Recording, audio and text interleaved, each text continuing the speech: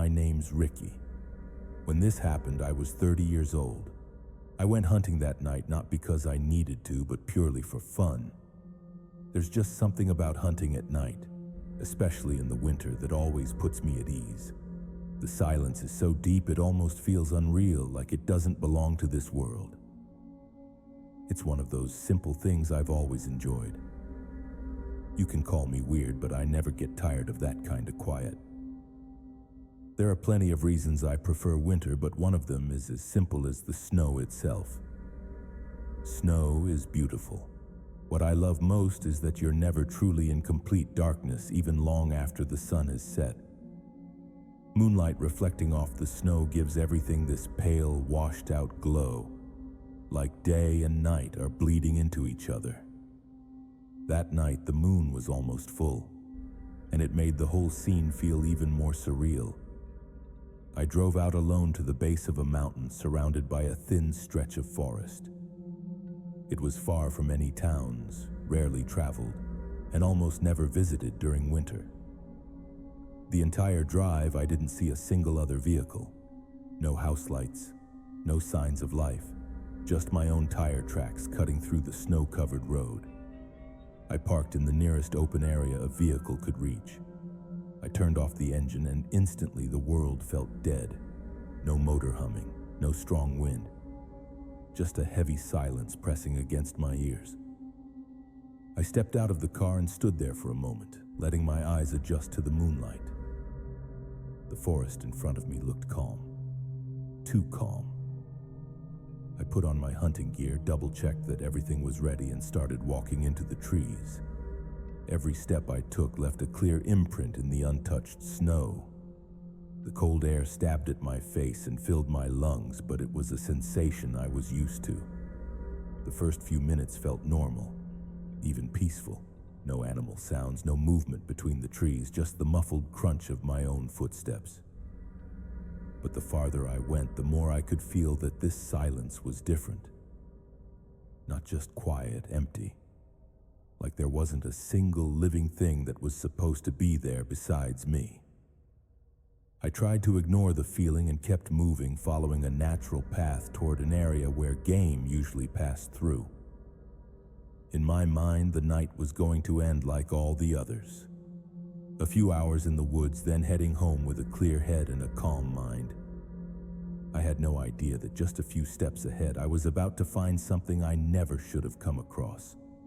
That's when I saw it, off in the distance between the thin line of trees, a shape that didn't belong. Something standing still in the middle of the forest. The air felt even colder as I pushed deeper in. My heavy jacket blocked most of the wind, but the cold still crept in, slow and constant. I lit a cigarette while I walked, more to calm my nerves than to keep warm. The shape I'd noticed earlier was clear now. It wasn't a large rock. It wasn't a fallen tree. It was a small structure, standing alone between the sparsely spaced trees. An old shed. The wood looked dark and weathered, the roof slightly slanted, snow piled unevenly around it. There was no road leading to it, no footprints, nothing but my own tracks in the snow. That should have been reason enough to turn around. I didn't. The closer I got, the more wrong everything felt. Not because of how it looked, but because of the atmosphere around it. The forest there felt dead. No wind in the branches, no snapping twigs. Even the smoke from my cigarette seemed to hang in the air longer than it should have. When I was only a few meters away, a stench hit me out of nowhere. I stopped instantly. The smell was thick, rotten, and made my stomach twist. It wasn't something you could mistake for anything natural. Without thinking, I pulled my jacket collar up over my mouth and nose. I switched on my flashlight and aimed it inside the shed, its door hanging half open. The white beam reflected off damp wooden walls and a floor coated in dirty, trampled snow. Right in the center of the floor was something that immediately locked my attention. A large black plastic bag. The bag was tied tight. It looked heavy, like it had been dropped there without any effort to hide it. That was where the smell was coming from. It reminded me of a dead animal, but I couldn't tell what kind. All I knew was that it wasn't something that should have been there. I took one slow step closer. Every instinct told me to open the bag just to confirm what I was looking at. But my body refused. The smell was too strong, too wrong. I couldn't stay inside that shed any longer. Just as I decided to leave and get away from there, I heard something from the forest behind me. A loud, deep sound, sudden, like a large tree falling or something heavy slamming into the snow. It wasn't far. I froze. The flashlight in my hand shook slightly before I switched it off. In the silence that followed, one realization hit me so hard it made my chest tighten. I wasn't alone in the forest anymore, and whoever or whatever had just made that noise was probably somewhere near the shed I was standing in. Without thinking, I started backing away slowly, putting as much distance as I could between myself and that place. I dragged my boots lightly through the snow, trying to mess up my own tracks as best I could. I didn't know who might be coming, but my gut told me one thing for sure. My presence there was not welcome. I kept moving until I was far enough to slip behind a cluster of trees. From there, I could still see the small shed standing perfectly still under the moonlight. I waited, barely breathing, letting the silence stretch on for minutes that felt way longer than they should have. About 10 minutes later, something moved at the edge of my vision. From the darker part of the forest, a large, hunched figure emerged, slowly making its way toward the shed. Its body looked wide and dark, standing out sharply against the snow. Every movement was heavy and deliberate. At first, my mind jumped to one conclusion. A bear. I went completely still. If it really was a bear, the last thing I wanted was to draw its attention. I didn't even dare shift my feet. My chest rose and fell as quietly as possible, every breath carefully controlled, praying it wouldn't notice me. But the closer that figure got to the shed, the clearer it became that something was wrong. The way it moved wasn't animal-like at all. It was too upright, too controlled. There was none of that awkward, swaying motion you'd expect from a large animal trudging through snow. Then the figure stopped. It stepped fully into the moonlight, and that's when I realized how badly I'd misjudged it. It wasn't a bear. It was a man. He was big, wrapped in dark clothing that seemed to swallow the light. He turned his head left, then right, like he was checking his surroundings. The way he moved made one thing painfully clear. He knew exactly where he was going. That shed wasn't something he'd stumbled across by accident. I stood there, frozen, not knowing what to do. Every thought in my head was screaming at me to turn around and leave, but my body wouldn't respond. I was painfully aware that if he noticed my footprints, everything could spiral into something much worse. With what little courage I had left, I started backing away, inch by inch. Every step felt deafening in the silence, even though I knew there was no way the sound of snow under my boots could carry that far. I didn't dare take my eyes off him until the trees finally began to block my view of the shed. The moment it disappeared from sight, I turned and ran. I took a wide, winding route, not caring how badly my lungs burned from the freezing air. I didn't stop until I saw my car's headlights in the distance. I jumped inside and started the engine immediately. The tires spun on the snow before finally gripping the road. I didn't look back. I still don't know what was inside that black plastic bag in the old shed. I don't know why that man was there or what he planned to do once he arrived. All I know is that the shed clearly wasn't abandoned, and I'm certain my presence there almost didn't go unnoticed. Since that night, I've never gone back to that area. I also never hunted alone during the winter again. Some places look beautiful because they're quiet, but there are times when silence isn't peaceful. Sometimes silence is a warning, and that night it felt like I caught a glimpse of something I was never meant to see. and got away only because I was smart enough to leave before I became part of the same story.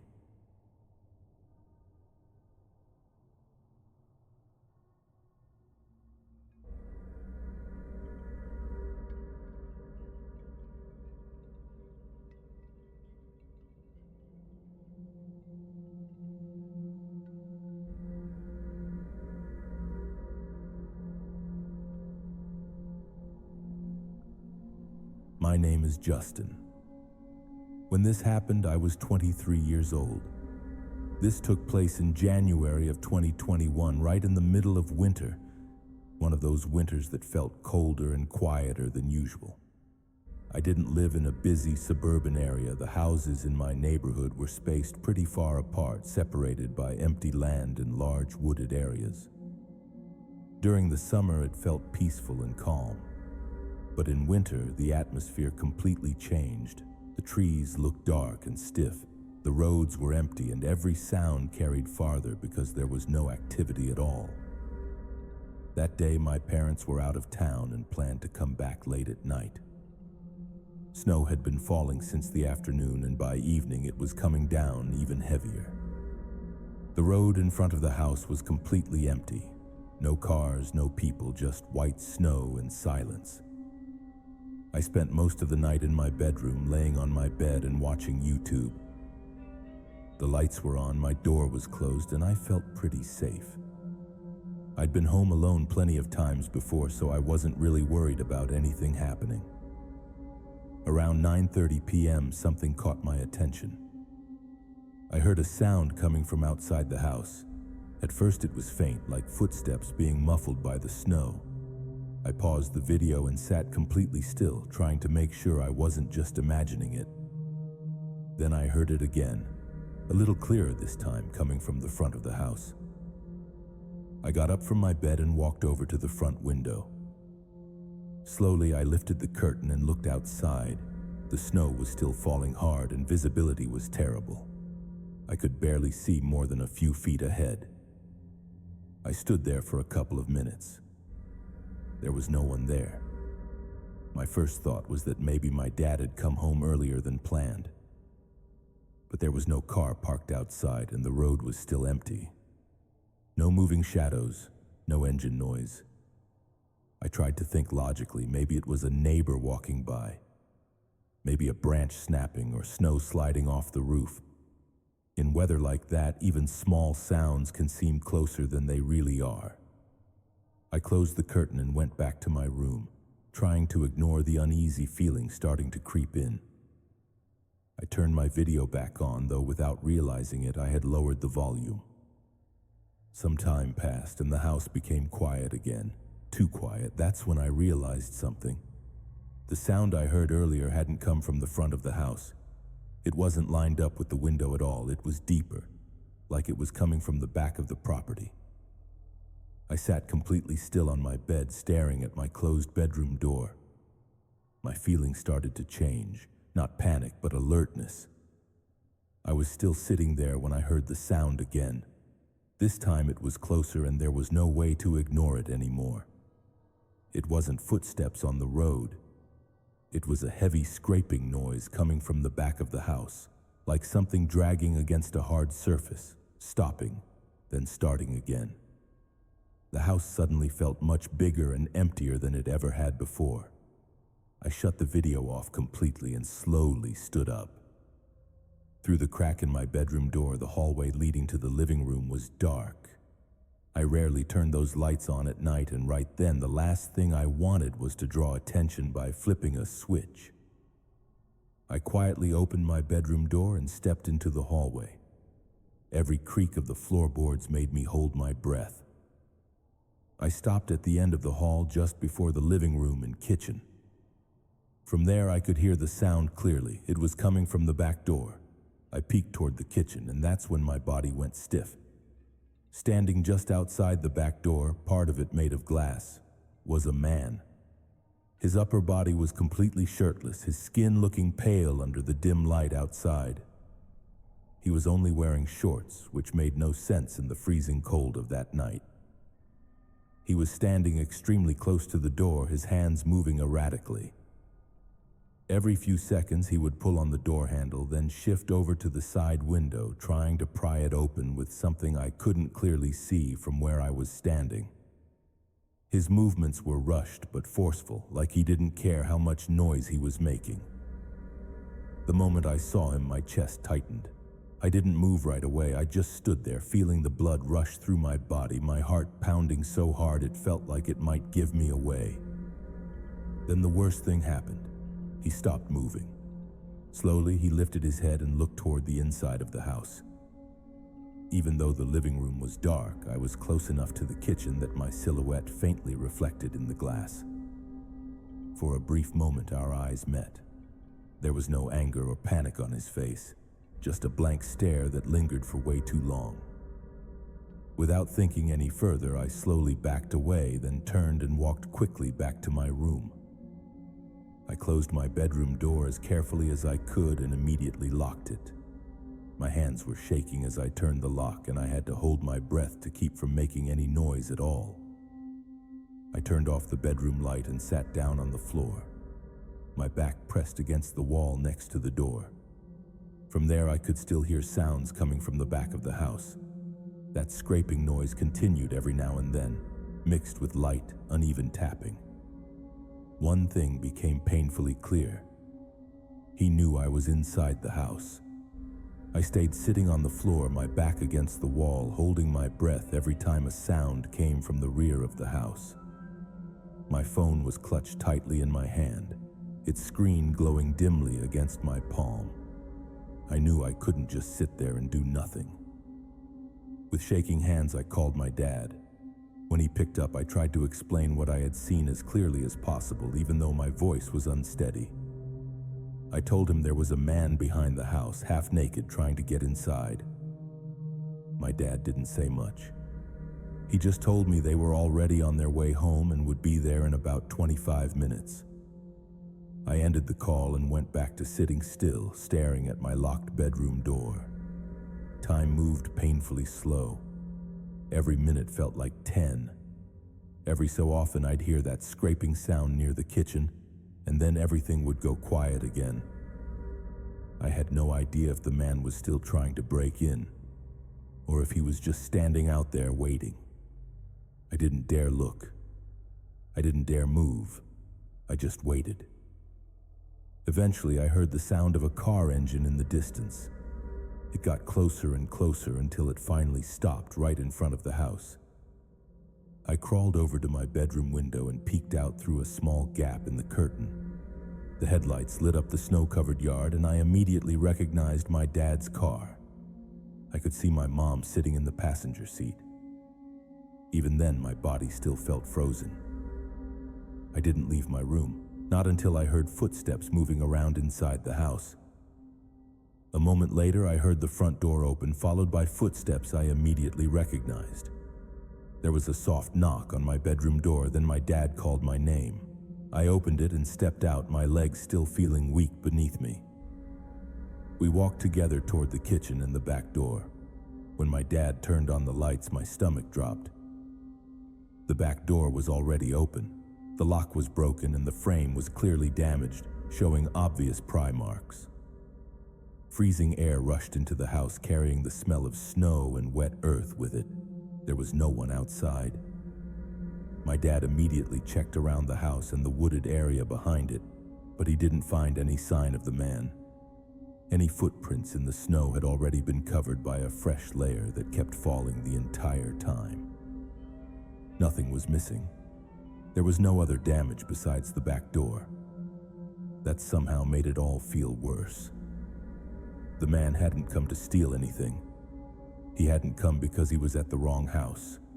To this day, I still don't know what his real intention was that night.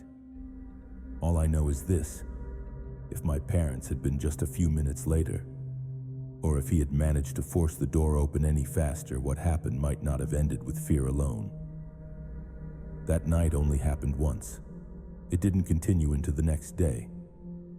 But ever since then, whenever winter comes and the snow starts piling up, I'm reminded of how fragile the feeling of safety really is when a stranger stands just a little too close to your home.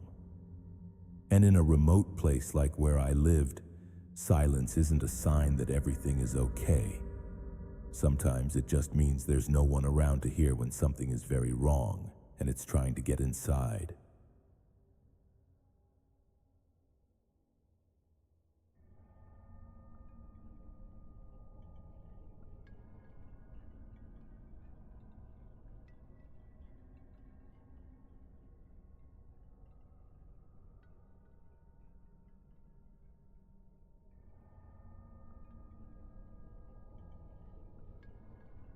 My name's Ryan. When this happened, I was 27 years old. I'm writing this because even now there's one winter night I've never really been able to forget.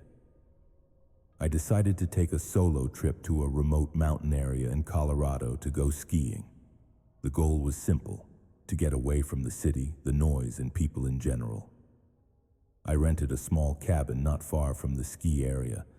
It was extremely basic. One open room with a bed, a fireplace, a small table, and a tiny kitchenette. No walls separating anything, no luxury at all, and most importantly, no other cabins anywhere nearby. The drive to the cabin felt normal at first. Snow was falling, but I expected that. As I got closer, though, the snowfall became much heavier. What really started to bother me was the wind. It shifted direction unexpectedly and got way stronger than it should have been. Snow started swirling in the air and visibility dropped fast. The smartest decision would have been to turn around, but I was already too close. The thought that I was just a little farther from my destination pushed me to keep going. I arrived at the cabin in the late afternoon. I parked the car, went inside, unpacked my things, and lit the fireplace. I made a cup of hot coffee and sat near the fire for most of the afternoon, just soaking in the silence. It was quiet, but the kind of quiet that felt normal for a place like this. The ski area was about a 15-minute walk away down a short forest trail completely covered in snow. I skied for a few hours that day, maybe 3 or 4, before deciding to head back. The snow had started coming down harder again, and the wind was getting worse. On the walk back to the cabin, conditions continued to deteriorate. Snow was piling up faster now, and the sound of the wind was louder than before. I kept my head down and focused on walking, just wanting to get back inside and warm up. When the cabin finally came into view, I slowed down. There were footprints in the snow in front of my cabin door. They led straight up to it. The prints were clear, not blown over by the wind, and they definitely weren't mine. I stood there for a few seconds, trying to process what I was looking at. This place was extremely remote. There were no public trails, no nearby houses, and as far as I knew, no one else out there but me. Instead of going straight inside, I decided to follow the footprints. They wrapped around to the back of the cabin, then stopped in a patch of untouched snow. There were no signs of a struggle, no scuff marks, no messy trails. The prints just ended, like whoever made them had stood there for a while before heading off toward the trees. I stood behind the cabin, listening to the wind and the snow still falling. There were no other sounds, no movement, nothing. With a growing sense of unease, I walked back around to the front and opened the door. And that was the moment my feeling shifted, from simple discomfort to something much harder to explain. I froze in the doorway for a few seconds. I was absolutely sure I had locked the door before leaving for the ski area. That's not something I ever forget, especially not in a place this remote. Still, I went inside and immediately locked it from the inside, trying to calm myself with reasonable explanations. I got the fireplace going again and sat near it until my body finally warmed up. Outside, the wind sounded even stronger now, slamming into the cabin walls in an uneven rhythm. Out there was nothing but forest, snow, and miles of emptiness. That's what made those footprints feel so impossible. I cooked a simple meal and decided I wasn't stepping outside again that night. I spent most of the time reading, occasionally getting up to add more firewood. The single-room cabin felt smaller and smaller as the night went on. About an hour after the sun went down, I heard something outside.